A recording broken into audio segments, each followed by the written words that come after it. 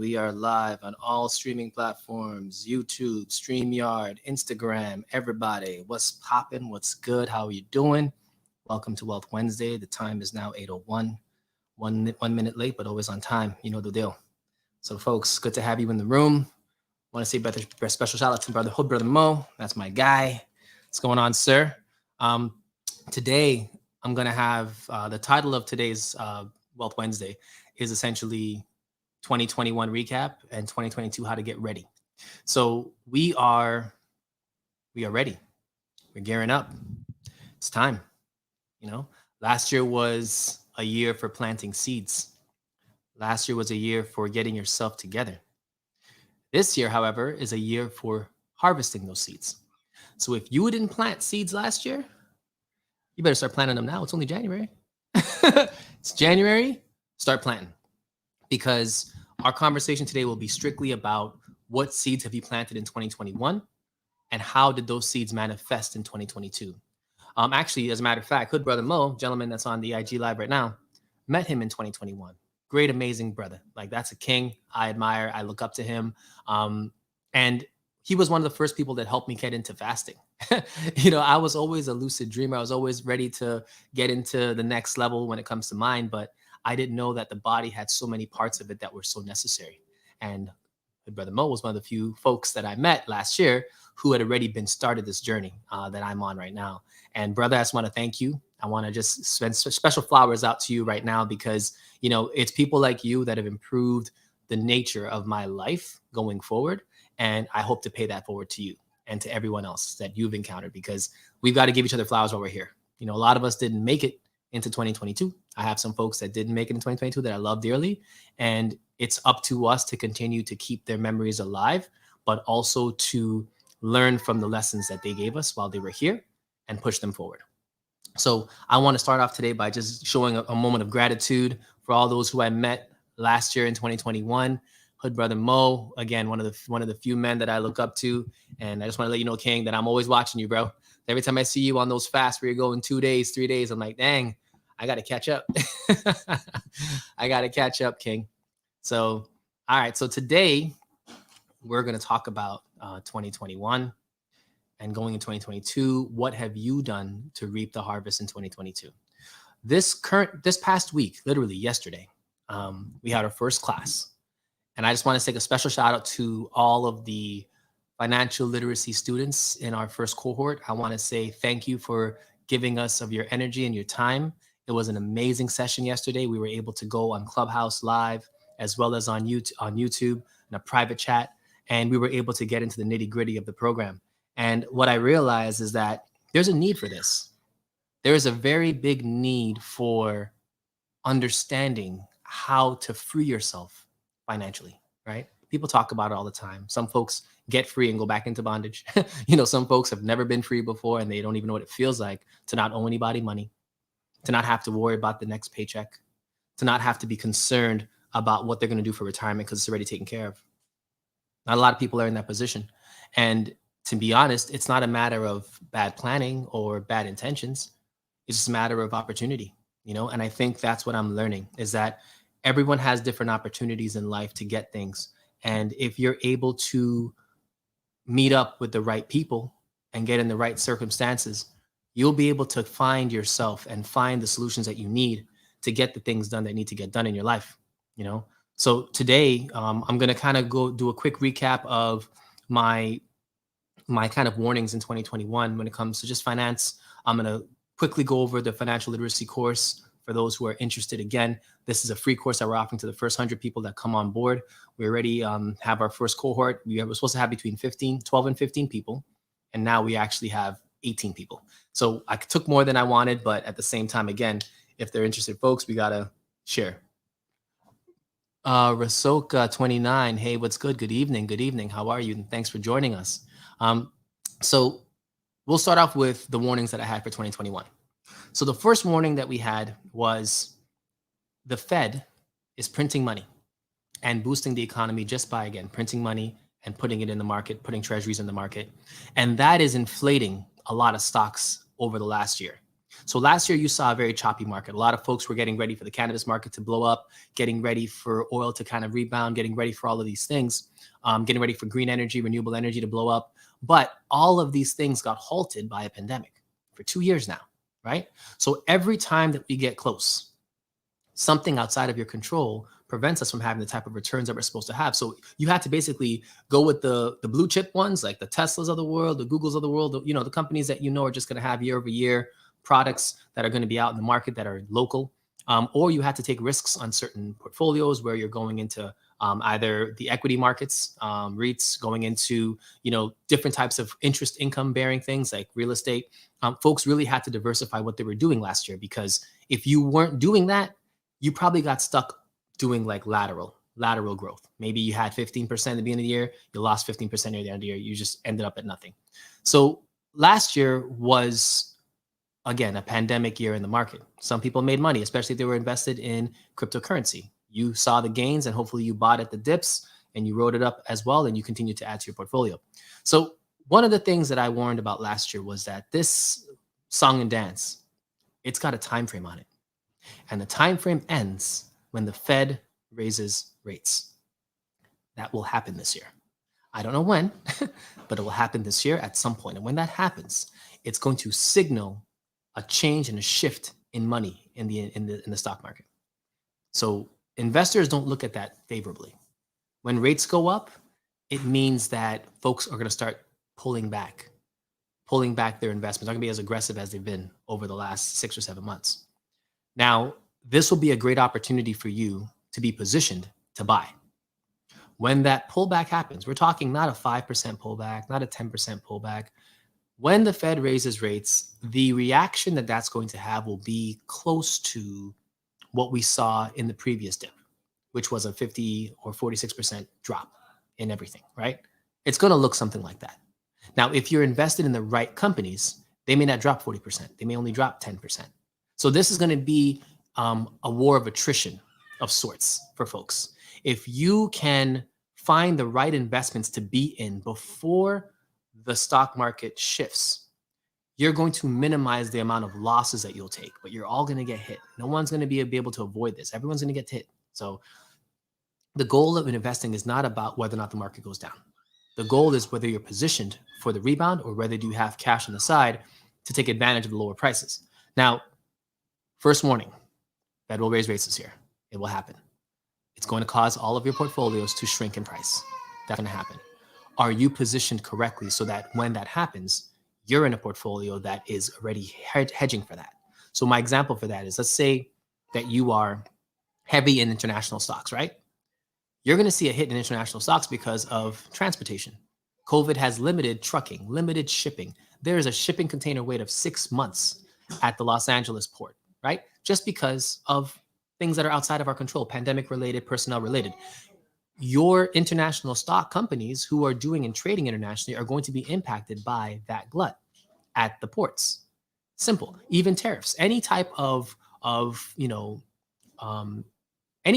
government hindrance that prevents you from trading back and forth internationally, that is going to affect international stocks completely. So if you're doing international stocks, you probably made money last year. I would say it's time to start transitioning your portfolio. Start looking at what you're investing in and moving it slowly into something that is going to handle a drop. Now, how do you know what to move it into? Because this is the next question that I think would be logical. Stocks move like this, right? Conservative stocks, they go up and down like this, very small. Moderate stocks go up and down a little bit more, right? Aggressive stocks go up and down drastically, right? Okay. If you have an aggressive portfolio, you might want to narrow that down into a moderate or conservative portfolio over the next 6 months. And the reason for that is not because I don't want to see you get gains. No. If you're not going to pay attention to what's happening next, you better be just kind of ready for it before it comes. I would consider this similar to Kung Fu, right? In Kung Fu, they don't teach us to follow. We don't ever chase hands. We don't chase your hand. If you're going to punch me, you're going to try and hit me in the face most likely or somewhere in my body. I'm just covering a space. I'm not covering your hand. I don't care where your hand goes. If your hand goes over here, it's not hitting me. If it goes over here, it's not hitting me. If it comes here, it's going to hit me dead in the eyes. So I'm just going to cover the space. You can't even see my face right now, right? That's Kung Fu. I am showing that that idea of covering an area is what you're going to have to look at doing with your investments. You're going to need to cover the area, cover the risk. If you're an aggressive person, again, I'm a very aggressive person, but there's ways to be aggressive in a market that's about to take a transition. So that's the first warning I had. The second warning I had was savings is going to be the difference maker for folks in 2022. Those who saved consistently and have a very good habit of saving are going to be the ones that are going to be able to take advantage of the market dips when they come. So if you haven't saved, I need you to really start looking at your savings programs. And whether it's you're saving in insurance, whether you're saving in an actual bank account, you're saving in cryptocurrency, whatever you're saving in, increase that for 2022. And savings isn't just an arbitrary putting money in a savings account. It could be buying a property that gives you interest income, that gives you rental income. That could be a savings account as well. If you had 100 grand in a savings account, why not buy a $100,000 property and get $20,000 a year on rent? Like, there's ways of saving without having to, just physically put cash in the bank. But when I say saving, I don't just mean cash. I mean assets, gold, silver, precious metals, gems, coins, not Bitcoins, like actual coins, like gold, silver coins. Like, start saving and diversifying what you have, because if the lights turned out tomorrow, what would you have to show for it, right? Like, I want you to think of that worst case scenario, because at some point that will happen. I don't think it'll happen next year or this year or 10 years from now, but it'll happen at some point. The lights turn off. And when that happens, whatever you have physically on you will be what you have, which means that you have to prepare for the worst case scenario now. There was a volcano that erupted in the Pacific, right? It's been erupting and it set up plumes into the sky. And it's going to be one of those things where you're going to see more things of that nature happening. And all it takes is one of those catastrophes to shift everything that you think is normal here. One. And there's a prediction that one is going to happen this year before March. There's a prediction for that. I don't know if that's accurate or not, but if it happened, would you be prepared for that? Right? So, not saying to scare you, not trying to scare you guys at all, but I'm just letting you know that there are things outside of our control that we have to make sure that we're prepared for. Food shortages, that's a thing that you have to prepare for. Having quality food, prepare for that. Having energy or power when needed. Having rechargeable items, having the ability to charge things, having the ability to have renewable sources for everything that's in your home. Do you have a filtration system that can filter your water if it was actually left out to you drinking rainwater? Do you have a way to filter that? Distilling that? Do you have a way to get your medications? If there was a glut and there was no able to get medications delivered to you, would you be able to know who to go to get that? Like, organizing your most important needs right now, I think, is a very important thing at the top of the year, because once you've done that, you've covered the space. You don't have to worry about what happens next. If you're already covered and you've already taken care of all of those small items, then you just get to live your life and invest how you want.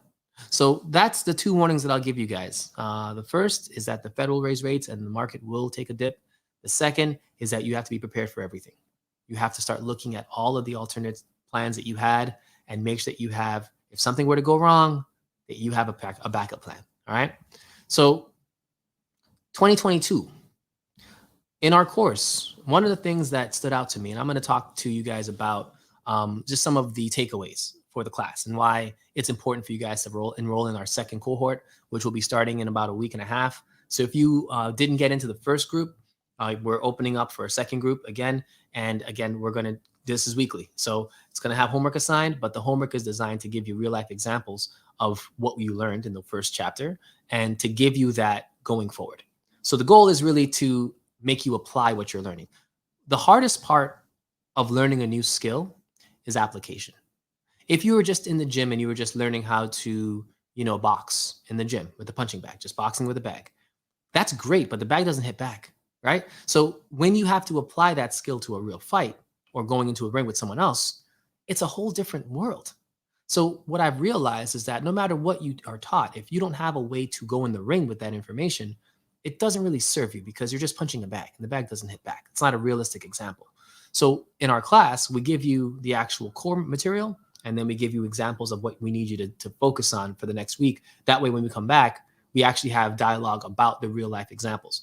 So if I were to ask you guys, everyone that's on the call right now, do you know what your net worth is? Would you know what that number is? Most people have a negative net worth. What does that mean? That means that I owe more than I have. in assets. That means that I have less coming in than I have going out, right? And that's standard. That's typically how things start because you don't know any better. You're just living to survive and covering yourself and doing what you know best. But in our course, what we learned in the foundations of finance is that the key to being financially free is being able to earn more than you spend, period. And earning more doesn't have to be you physically going to work. It just means whatever you have, assets wise, that they generate enough revenue for you that whatever your expenses are, they will cover them entirely, right? If you can get to a space where you have more revenue coming in than expenses going out, you are essentially financially free, essentially. Now, if those revenue sources are from a 9 to 5 job, well, we want to replace the 9 to 5 with something else that can be more passive. But in the meantime, you're still financially free as long as you're able to work and you're healthy. So the goal is to get you to a space where you see that. I had a conversation today, and one of the things we talked about was the difference between buying an asset versus buying an expense. You know, when you spend money, you pull out your debit card, credit card, you have a choice. You're either buying an asset or something that's going to be tangible, that's a good in your life, or you're buying an expense, something that is going to be waste and considered a non-refundable thing that you can never get back, right? There's no value to it. That's a very simple concept, but it has a lot of meaning in your life, especially for 2022. A lot of folks in 2021 were investing for the first time, whether it was crypto, different stocks, mutual funds. I saw so many people getting into the game of investing last year. I was so impressed. Like, you all have really made this journey amazing for me because I'm seeing the growth. I remember speaking to some women on Mondays with my wife, Money Mondays, and we were talking to them about investments and to see how they picked up on that. And they were able to have spin-off rooms where they were actually giving stock tips and looking at different stocks and breaking it down. Like, it was so great to see how open these conversations have become in 2021. However, 2022, those conversations need to be deeper, which means that you now have to be a real chef. You can't just no longer take the recipe from someone else and apply it to your life. No, you need to understand the chemistry in the kitchen, right? The chemistry in your wallet. You got to understand it because the way that things are dynamic this year and what's going to happen this year, if you don't have a foundation understanding of what an asset is versus an expense, you might be buying the wrong things. If you don't have an understanding of which industries are going to be affected by this shift, then you're going to be buying the wrong things. You need to know, and again, I don't want to give you a cookie cutter answer for everything. No, I want to teach you how to cook. That way you can make cookies, you can make croissants, you can bake chicken. Like, if I teach you how to cook, the meal's your choice, right? I don't got to tell you how to make the best baked chicken. No, if I tell you how to cook, you can make your chicken yourself. That's the key to this. So the key to this is no longer, I want to teach you how to trade options. That's not the key. I want to show you how to buy Bitcoin when it's time. That's not the key. I want to, talk to you about a land trust. That's not the key. That's a meal. That's a recipe for one dish. You're not a chef because you can make croissants. You're not a chef because you can make a beef patty. You're a chef because you know how to cook everything and you know how to make things. They just tell you what they want. You're like, oh, okay, what ingredients do I have? See, chefs look at ingredients. They don't even care about what the hell the meal is. They want to know if they have enough ingredients to make the meal because they already know how to make the meal. They just need the right ingredients to make it. The meal is your financial picture. The meal is your stock options. The meal is your choices. Whatever that's the meal. But how many chefs financially do you know where they can say, hey, if this is the meal that you want, let me go in the market and find the ingredients you need to give you that portfolio. And let me show you why those ingredients are the best ingredients for this dish. Like, that's what I want you all to be. And it's not hard. Don't let anyone that's in the market fool you just because they have a lot of money. I think one of the things that I've tried to do is give you guys like the lens off approach to this, where you don't have to think about, I'm not a millionaire, so therefore you shouldn't listen to this person or that person, or I'm in debt, why should I go and invest in something? Or Banash says that I should do this, but I know I got a bill to pay tomorrow. Like, I'm not really going to listen to him. Like, you could talk all of that to yourself, right? But if I showed you how to do it your way, gave you the tools, gave you the kitchen, the pots, the pans, the fridge, the deep freezer for you to put all your ingredients in. If I taught you how to set up your kitchen the right way, right? Cooking a meal is just a matter of what your flavor is today. And that's the conversation that we have to have in 2022 for finance. It's no longer about specific trades. It's about the entire thing, knowing what everything does. Because when you know that industries have a converse relationship, like stocks and bonds are inverse, which means when stocks are doing well, bonds are doing poorly, and vice versa. When bonds are doing well, stocks are doing poorly. By just knowing that simple trick, If I just told you that the market's about to take a dip, stock-wise, the stock market's going to take a dip, doesn't that mean that the bond market is going to take a rise? It does. But if you don't know that, you won't be able to cook a meal when you're out of that ingredient, right? So the goal for me for 2022 is to run this financial literacy program where we give you real life examples of what the market's going to do, what you're doing, personally, how to best manage your funds that are leaving your pocket, trying to circulate them within your household, within your community, trying to continue to give back, because again, charity is a part of being financially free. You want to always give of yourself, because the more you give, the more you receive. So all of these things are a part of financial literacy. They're all a part of it. And these are 5 courses, 5 1-hour sessions. If you can invest 5 1-hour sessions to improve your year, then that's okay. They're not going anywhere, and I'm not going anywhere. So as long as you stay in touch with us, you tap in on Wednesdays, you're going to get something from us. So today, I wanted to give you something really quick from our first chapter. And it was the idea of your balance sheet, knowing how your actual financial picture looks. The first thing an advisor is going to ask you is to fill out a questionnaire about your life, about what you currently invested in, what's your experience. Do you have, certain assets in certain areas? Are you paying rent? Do you have a mortgage? Do you have a home? They're going to try to figure out a picture for you, right? And the goal of that really in the beginning is to figure out how much insurance they want you to buy. That's how it usually starts. When you're a financial advisor to begin with, they want to kind of sell you on life insurance to begin with, right? Cool. We're not here for that. The reason why I'm bringing this up is because that calculation matters. If you figure out and you add up all of your assets, you minus it from your liabilities, and you see what's left over, that's called your owner's equity. If that number is a negative, that means that you have more liabilities than you have assets. So the goal for you this year should be to increase your amount of assets over the next year, so that when you do this again at 2022 to 2023, that then the new year of 2023, you're going to see that assets number is higher than your liabilities. And it doesn't mean to minimize the things that you need and that you value. No, it just means to adjust how you're moving, to adjust what you're focusing on, because your focus in 2022 is going to determine your outcome in 2023. And our focus last year will determine your outcome this year. So for me, last year, I was focused on getting the podcast up and running. I was focused on getting my Amazon business up and running. I was focused on getting debt free. I was focused on increasing my ability to learn, my capacity to learn, trying to learn new things. I was focused on, the Black Root Science community, and not like directly in the clubhouse rooms, but in the outside world, where we're trying to find things and create more, opportunities for us outside of the clubhouse room. I was focused on all these things, and everything that I put my mind and my energy to improved. I focused on my health, improved. Focused on my marriage, improved. And again, marriages are hard because they're always, it's up and down all the time. But again, you have to focus on it. And it means that you have to improve. With my daughter, for example, I remember my wife was like, hey, you guys spend more time with our daughter. I was like, I'm busy. I'm trying to work. It's like, no, spend more time. I'm like, okay, cool. So let's take a shift approach. I'm a very organized guy. Give me a shift. Let me know that I'm here for a certain time. So 5 to 9, that's my shift, right? Undivided time with my daughter. And let me tell you something. Today, we were dancing to a song down the hallway, and it was hilarious because her and I have such a bond where, we developed it over time. When 5 o'clock hits, you don't want anybody. She's like, where's my daddy? Where's daddy? Hey, if I walk in the house and I leave the house, she starts crying. Because she's like, why did you go? I went out to the car to get the groceries, or I went outside the car to get my bag. Like, I'm here, I'm back. She'll bawl. She'll cry if I leave the house. So whatever you focus your energy on, you get better at. And I would say that even the journey of being a father, got better at that. When I started, I wasn't as good because I wasn't paying as much attention to the things I needed to do. But that is life. Life is about growth, incremental growth. If you don't get better year over year, then you're not doing it the right way. It's very simple. So for me, I want that to be your idea for next year, which is, what things do I need to get incrementally better on this year so that next year I can say, hey, I've definitely improved on where I was last year.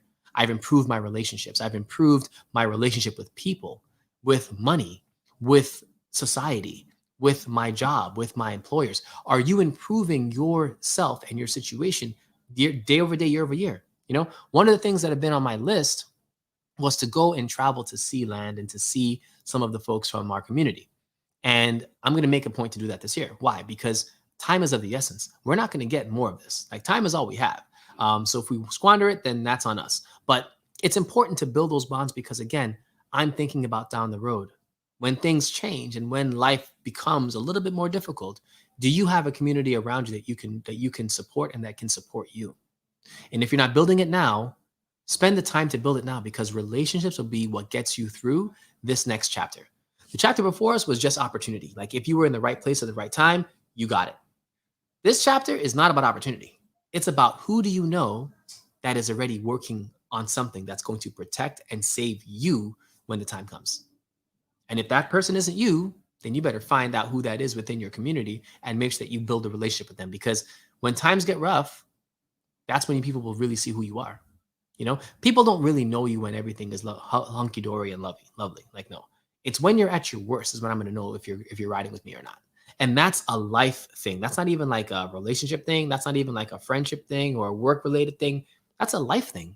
You know, if New York City, I live in New York City.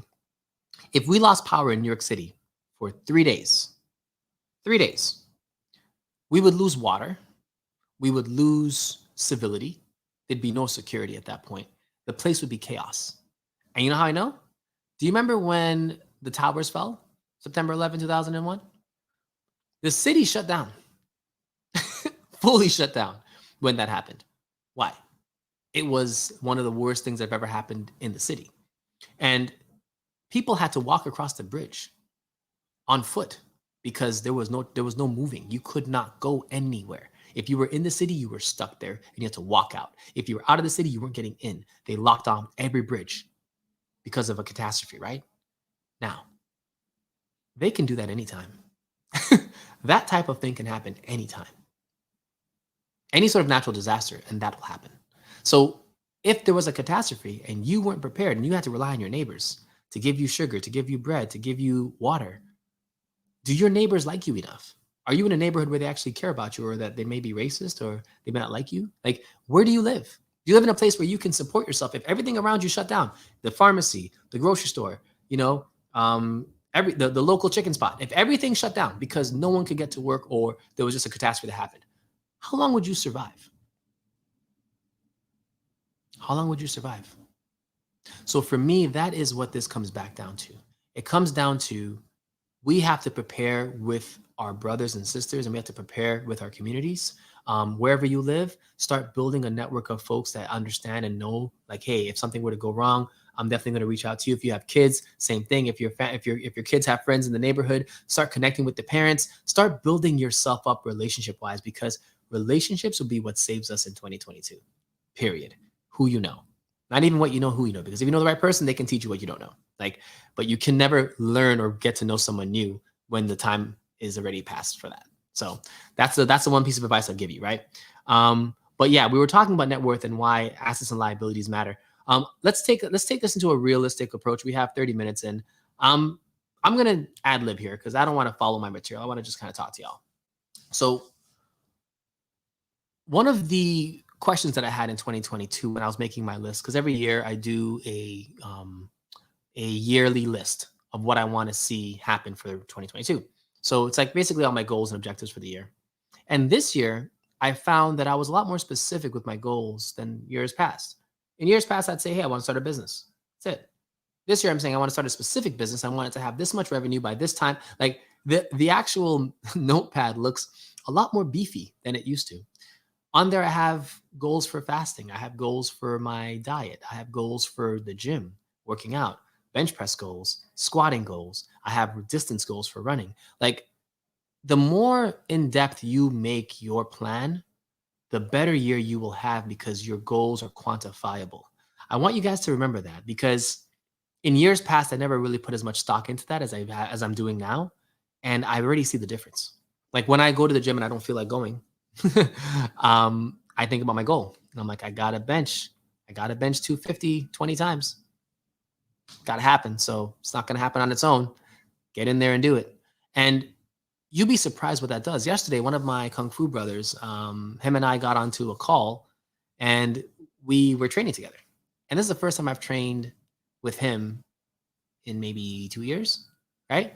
And we were pushing each other on the phone call, like literally pushing each other. And if it wasn't for him on the other line, I would not have pushed myself that way. And that's one of the things why I'm saying relationships are going to be what gets you through, because just contacting him and going on a Zoom call with him and just working out together motivated the both of us to do it again. And now we have a consistent path that we're doing this twice a week consistently, no matter what. Like, that's what I think we've missed in our history. Like, back in the day, our communities thrived when we were in it. They thrived when we were together. We were family. We did all the things together. And ever since, the end of that time frame and, all the ensuing negative circumstances that we've faced as a people in this country, we've lost that sense of community to some degree, where we kind of have to be reminded of how amazing it is to be amongst folks who want to see the best for you, And when that's what you surround yourself with in every facet of your life, you're going to have amazing life. Like, your life is going to be predicated on the 10 closest people to you. 10. So if the 10 closest people to you are less educated than you, or make less money than you, or have poor health than you, or everything that they are, the 10 people that are close to you are just basically not on the same path that you're on, you're going to have a negative experience. Your life is not going to be one where you're actually improving as fastly as you should, because you're not surrounding yourself with the same type of energy, right? Try to think about that for 2022. Like, who is around you? Why are the people that are around you, and are they benefiting you? Like, I remember talking to, a bunch of really close folks last year about a situation that happened. And every conversation I had with them, I was like, wow, you guys are definitely my tribe, because I just want to see the best for you. We're all on the same page when it comes to what we're trying to do. Some are a little bit further ahead, some are a little bit further behind, but we're all relatively in the same spot. And every conversation that I had with them, it was a bonding experience that I think all of them will say we all bonded on the phone calls. And even to this day, I know I can call any of them and we will have a great conversation. Why? Because we already have a bond, and we're going to build off of that in 2022. That was the seed that was planted, and it was planted in strife. It was planted in, awkward circumstances. But that's okay, because no matter what if you're planting, it doesn't matter. You're going to harvest. So those relationships are now what I'm going to be harvesting in 2022. And harvesting doesn't mean that I'm gaining something out of it. It just means that it's reached its natural progression, where now it can become more than what it was. It was a seed, and now it's growing into a plant, into a flower, into life, into something that can sustain. And I feel like if you look at all of your relationships that way, are the relationships that you have ones that can sustain you? Are there relationships that are going to uplift you, or are there ones that are going to take you down? What's going on, Kurt? How you doing, brother? Brother Zion, what's going on, brother? Yes. So that is the key right now for me, which is, are you investing your time and your energy into people or circumstances that are going to grow with you? Because you're growing. And if you're not investing into that growth, you're going to be falling behind or not at your peak, because you're dragging behind you, right? You're dragging everyone behind you. That's not okay this year. Like, if folks didn't get prepared, let them get prepared. You prepare yourself and prepare the ones that are with you. Like, that's what it's going to be about. So I promised that I'm going to hit a couple of quick points, and I'm going to just transition real quick. I want folks to know a little bit about Chapter 1, Foundation of Finance, called The Roots. This is a part of the class that we had just had yesterday. Amazing class. And I want to tap this in quick for the next 5 minutes, just so I can give you guys a quick idea of what to expect in the class. So the homework assignments that we had in the class was to create a balance sheet, create your own income statement, understand what your current net worth is, set a goal for what you want your net worth to be at the end of the year, and using a time value money calculator, figuring out how much money you have to save today to get to that goal by the time you turn 65. One of the reasons that we wanted to set it up this way, where we're looking at you setting a goal for what you want to be at 65 years old, is because that's typically the age of retirement. And we want to focus on, how do we know if we've done it well? How do you know if you've successfully reached retirement and had the right outcome the entire time, right? We want to quantify this. So the way to quantify it is to ask yourself a simple question. When you're 65, do you want to work or not? If you do want to work, are you working as a passion, or are you working because you want to make money? Cool. 2 things, right? Third thing, how does money look for you at 65? Will you already have everything organized where you won't really need to make money? You already have your assets, you have your home paid for, everything's already done? Or are you going to be in a position where you're going to always need to make more because you're going to have a need to buy and sell and trade, and you're always going to be in the stock market? If that's going to be your passion, then you're going to have to always make revenue, right? When you look at yourself in the beginning of finance, every question comes down to what is it that you want to see for yourself? Every question starts and ends there. Personally, for myself, I wanted everyone in the class to be able to understand what financial statements look like. Because when you have the understanding, then you can be a chef. You can cook whatever meal you want in the kitchen, as opposed to just knowing one trick, one trade, one options trade, and that's all you knew, but you don't know why you bought that company. I don't like that. So what we did in chapter 1 is we allowed every student to look at themselves as a business. So I wanted you to act like a business, your company A, right? And the way that we do this is, as company A, what is your current balance sheet? What are your assets, your liabilities, and what owner's equity do you have? Is it a positive or negative number? Cool. Once we've established what you are as a company, we create a balance sheet. We ask you to list down all your assets for yourself. We don't, I'm not doing this for you, you're doing this for yourself. And the purpose of it is that when you look at a company, when I looked at Tesla's balance sheet, right? Tesla had $52 billion in assets. They had $29 billion in liabilities, which means that owner's equity is the difference, right?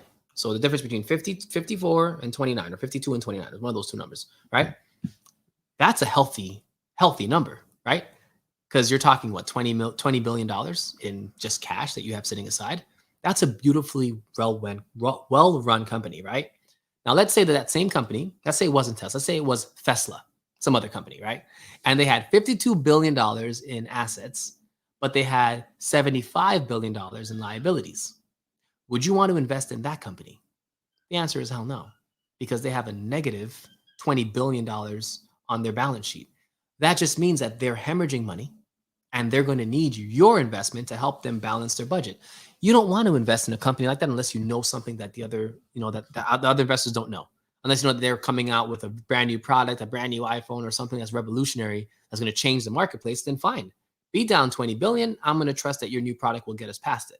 However, I'd rather invest in a company like Tesla that's cash rich than Tesla that is cash broke and looking to get the next big hit. So the goal for what we're sharing in this first chapter isn't necessarily about you, but it's about how you can view your lens of balance sheets to know what is a healthy one and what's an unhealthy one. Once I can show you what a healthy balance sheet looks like, well, then when you start looking for stocks to invest in to make your wish list in chapter 5, we do that. You're going to know what's good and what's not just by looking at their balance sheet. That's a financial statement that every advisor has to look at. So we show you that by teaching you how to do your own. Second thing we do, show you an income statement. An income statement is essentially all of the revenue that you make minus all the expenses that you have, and the difference is retained earnings. That's it. So we want to see how much you're earning every month, what you're spending every month, and the difference is your net income, or your retained earnings, which is whatever you have left over. That number needs to be a positive. Companies work the same way. They have revenue that comes in, they have expenses that go out, and if they have more expenses than revenues, then they had a net retained earning, a negative retained earning, which is a terrible thing. But a lot of startup companies have that. Most companies aren't profitable for the first 2 to 3 years. So if you're in the startup realm and you're buying and investing in startup companies, when you look at their income statement, it's going to look terrible, but that's okay. All you're looking for at that point is the gap getting smaller.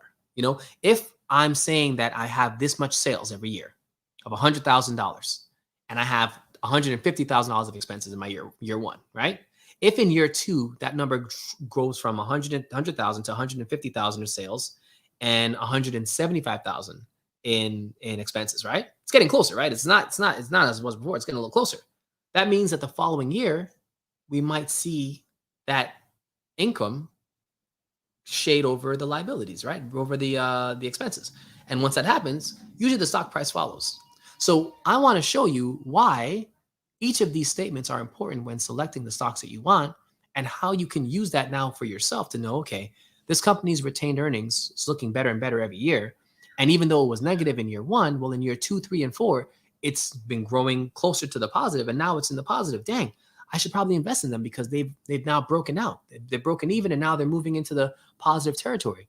Most stocks that do that, they go from penny stocks to like actual like middle or small caps. Like they go from small little companies that are less than 4 billion to companies that shoot up above a billion. Just because, again, as their revenue increases, investors now see them as a profitable company. More people want to put money with them. Think of it as, when you have an actor or an actress that hasn't been in any movies, and then they get one great big hit, one big role, and then all of a sudden you see them everywhere, right? Same thing. Before they got that big role, they were struggling trying to get gigs wherever they could. And then when people finally notice them on the big screen, from then on, their careers just popped off. Stocks do the exact same thing. And it's actually human nature, really, to be honest. People don't know who you are until they know who you are, right? Stocks are the same way. But the folks who make the most money are the ones who knew about the stock before it became known, right? Get Beyonce before she was Beyonce, right? Before Destiny's Child. That's kind of the idea here. So that's part of chapter 1. The last thing in chapter 1 is your statement of cash flows, which is very similar to your income statement. What you're looking for there is you're trying to see how money moves out of your hand. If you spend more on expenses as opposed to assets, that's kind of a cash flow issue. And I think if we all understood the idea of cash flows, it would make our day-to-day decisions a lot better. Because if I said, hey, try for an entire week to not buy any expenses this week. Everything that you buy, make it an asset. What's an asset? Going to the grocery store, buying groceries. Those are assets. You could resell those. Those are actual things that hold value, right? If I buy a number 2 from McDonald's, let me say a number 1. I don't know what number 2 is. Number 1 is a Big Mac meal. If I buy that from McDonald's, no one's buying that from me. I can't. It's no longer an asset. Once I've purchased it, no one will buy that from me. It's no longer has value. I'm going to eat that, and that's an expense, and it's done. If all we did in 2022 was switch the way our money moves, instead of spending on expenses, spend on assets, that's a shift. And that small shift can make a very large difference, especially if those assets are revenue generating. So I would say, look at your weekly budgets, look at what you're spending each week on groceries, on gas, on utilities, on rent, on all of these things that are just money going out of your pocket. And ask yourself, are any of these things that I'm spending money on able to give me a return for my money? And a return doesn't have to be a financial return. It can be a health return. Like if you're buying organic food, that is a health return back to you where your body is going to be performing higher and even better because, again, you've invested in yourself. That is the key. So all of us have to look at it that way. Hey, mama, what's up?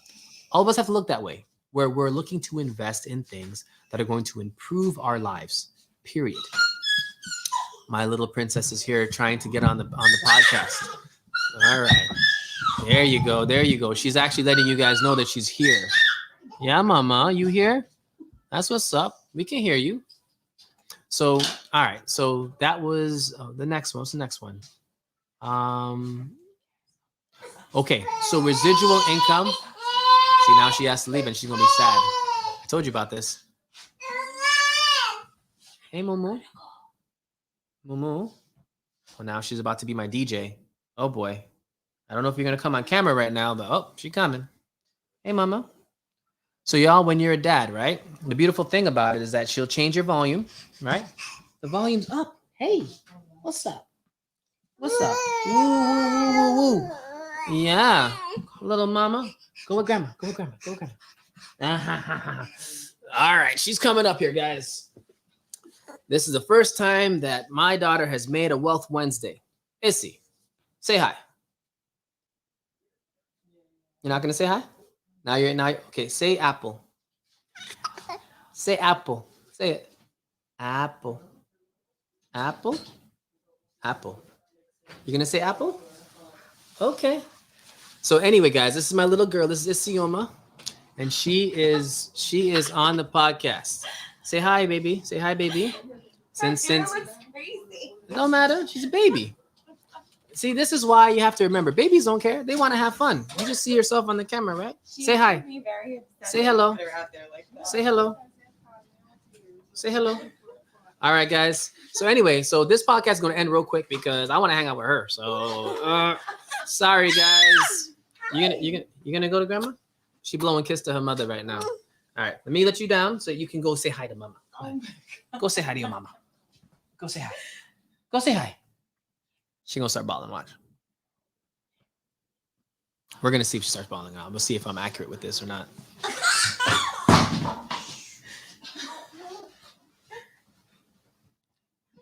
I do this thing when she leaves. I'll say, where you going? Where you going? She starts laughing. That's like a sound that I made when she was a baby. And ever since then, she's continued to love it. It's one of those things that you got to do as a dad. Find these little sound bites. For any of the new fathers in the room, I'm going to let y'all know something. When you have a newborn, there are things that you will do that just do unique things with them. So, if, for example, when she sneezes, you know, people say bless you. I learned a long time ago, well, not a long time ago, like recently, that saying bless you is like be blessed. Like that's someone's interpretation. For me, I'm saying like be actual, like have the blessings of heaven fall down on you. Like that's what I think. But again, however you intend the word is how it's going to be used. If you intend to say someone be blessed, then they'll be blessed. If you want to say, hey, bless them, I want to bless them with thanksgiving and loving and da-da-da, cool. So every time she sneezes, right, I say, wow. That's all I do. That's all I say. When she was an infant, she would sneeze, I'd say, wow. Now that she's a toddler, I say, wow, and she cracks up because it's just one of those things that she was grown up with. So I would say if you're a new parent, try to find fun things that you do with your kid that only is unique to you. So like whenever someone takes her away from me, I always say, where are you going? But I say it with like a, I guess the Three Stooges kind of accent. Where you going? Where you going? Like, you know how like Curly, Larry, and Moe, how they would sound when they would do all of that stuff and they hit people in the head. Like it was just like a sound like that. I would make that sound to her. And every time I do it, I'm telling you, she cracks up and she shakes the person's hand like she's like trying to laugh and run. And dad stuff. This is dad stuff. So that's my daughter. Please forgive her hair, but I mean, babies don't care. And I don't care. So clearly love the cuteness. So anyway, so where was I before my daughter came through? We were talking about statement of cash flows, and how the wealthy protect their wealth. You know, protecting wealth, again, is just the understanding of knowing that you need to spend less than you earn, right?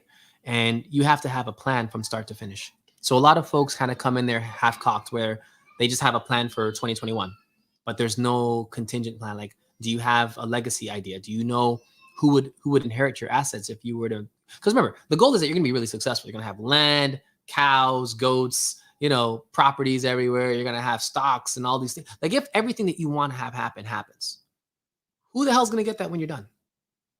We don't get to leave with that. Like you don't get to take that with you in the next chapter. It's not going to serve you in a casket. You're not going to be able to put all your life's belongings in your casket and be buried with it. It doesn't work that way. So if that's not your plan, being maybe a genie in a bottle and having like all the stuff suck into the lamp, if that's not the plan, who do you want to lead these things to? Right? And is there a way to transition that thought before you get there? Because it's a lot easier to plan for that than to just allow it to happen through circumstance. I've seen a lot of folks squander the opportunity to have generational wealth because they didn't figure out a will, something as simple as a final will.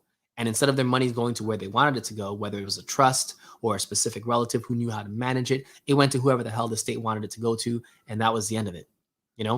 I've seen that happen more than once. And more often than not, it happens because folks don't really plan for that. They don't expect to die unexpectedly. So I'm not saying buy life insurance, but I'm saying have a plan for how you plan on transitioning, whether it's for your kids, whether it's for a certain group, whether it's for, your partner, your spouse, whatever that idea is, you need to think about that from now. Because what we're not going to do is have you not think about that. Something tragic happens, and then you're left holding the bag in your casket. Like that's not a thing. So for myself, I know I have a daughter, so I already have a plan. If something were to happen to me, my family's fine. They'll move on. They'll carry on financially. There'll be no issues with any of that. And it's just a matter of mourning my death. Like that's the only thing they'll have to worry about. But outside of that, they'll be fine. Can all of you say that? And one thing that I'll tell people, because, we have this new age relationships. Everyone wants to be, oh, I'm the man, I'm the woman, da, da, da. Simple question. Who owns your body when you die? Simple question. Who is responsible for taking your body when you die and making sure that you get buried in the manner in which you want it to be buried? Who's going to be the one signing over for that body, right? Think about who that person is. If you're not married, and it's, you don't have a husband or a wife that can step in and do that, which sibling is that going to be? And that person, or if it's a child, same thing. Who is going to be the person that's going to own your body when you die? Because chances are the same person that's going to be able to take care of the rest of your estate and the rest of your assets, right? Do they know that? Do they have an understanding of that? Transferring assets is not as important as transferring the idea behind why the assets are there.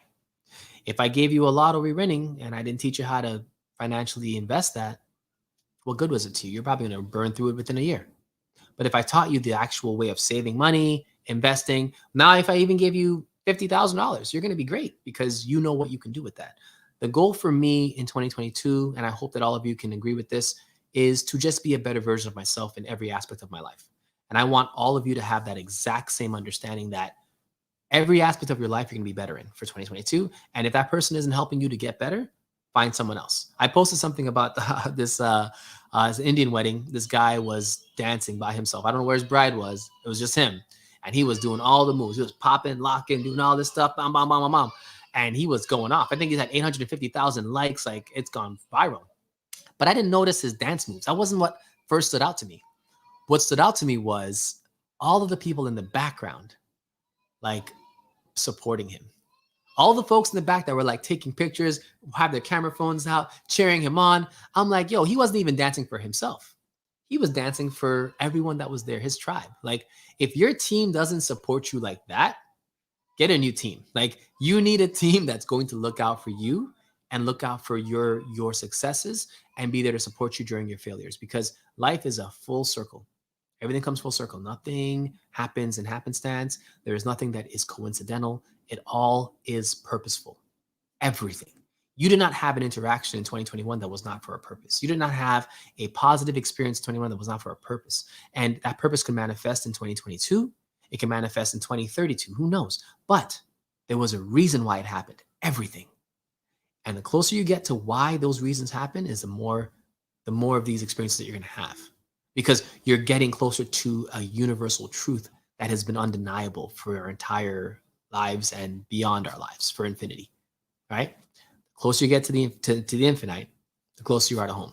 So with that, I will say thank you all again for rocking with us. You know, one of the things I love about Wealth Wednesdays and what we're transitioning into is we're going to be giving you guys as much tools as we can on these Wealth Wednesdays, but also in the classes. Like, I really want you guys to get in there. We're going to talk soup to nuts. I have it as a small cohort group because I realize that we learn better when we're in smaller groups, and it's easier to kind of spread your time. And these are our sessions. We're not trying to do anything more than that. And the homework will take you probably 15, 20 minutes if you actually apply yourself. It's not long. However, by doing it, you're going to become more of a chef. And the example that I had earlier today was, I don't want to teach folks how to be a chef that only knows how to make one dish. No, I want to teach you how to actually, the culinary arts, teach you how to cook. If I teach you how to cook all aspects of food, then all you're worried about as a chef is what ingredients you need to make your next meal.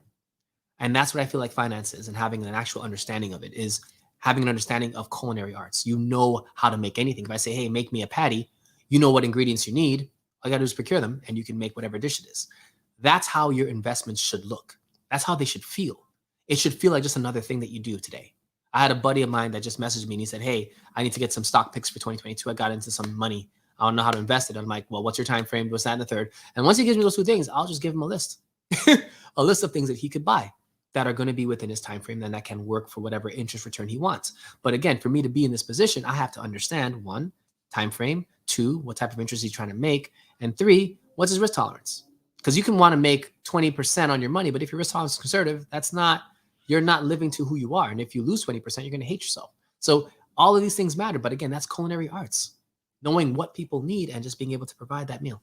So that's what financial literacy chapter 1 is about, the foundations of finance. So I hope that you guys can tap in. If you want to get into our second cohort, just DM me. I'll get your information and then we'll sign you up. Our first group is going through week 1 right now. They have their assignments. But again, week 1 is the foundations of finance, and week 2 is debt reconstruction. So we want to talk about, the list of the debts that you have, how to separate which ones to pay first, second, and third, how to have a strategy to pay off credit cards and which ones should be paid first, because folks don't even recognize that certain cards that have higher rates should be paid immediately, even if their balances are low. Like, I had a card whose interest was 32%, and it was only a $500 card. But at 32% interest, that thing could double within the span of a year, like damn near, because it's compounding daily. So You need to know that. Don't let that little number fool you. Like that stuff can grow quickly. So, we're going to talk about strategy as to which interest rates should be paid first with your credit cards, your student loans, what loans are good to keep, what loans are bad to keep, how it affects your credit score. We're going to talk about your Paydex score. We're going to talk about your FICO score. So all of this is a part of the debt consolidation conversation. And I think no matter where you are in finance, it's good to be able to tap into something that's going to impact you because everyone has credit cards. Everyone has a loan. Everyone has some type of debt that they have on their name. And those who are debt free, God bless you. I'm not talking about you. And we all want to get to where you are. If you have a mortgage, you got debt. So anyone with a mortgage, you can't claim debt freeness. Okay. All right, folks. Well, that's enough. I just want to appreciate you guys for coming through. Thank you again for joining us on this Wealth Wednesday. If you're interested in our financial literacy course, again, like I said, we're doing our second round for next week. Our first round's going through from chapter 1 to chapter 2. And again, if you are interested, please reach out. Again, the first 100 folks are going to be free. And after that, we're going to be asking for a donation for our nonprofit. All right. So that was a mouthful, but we did it. All right, folks. Well, thank you so much for joining us on Wealth Wednesday. I will see you guys next week, Wednesday. And again, in the meantime, remember 2 warnings from the beginning of this show. 1, the Fed will raise interest rates. And when that happens, it will impact all of the stocks that you have, all of them. It's just a matter of being able to be in the right portfolio where you're not going to get smacked as hard as others, right? Because I'd rather take a 10% loss than a 50% loss and still be invested, right?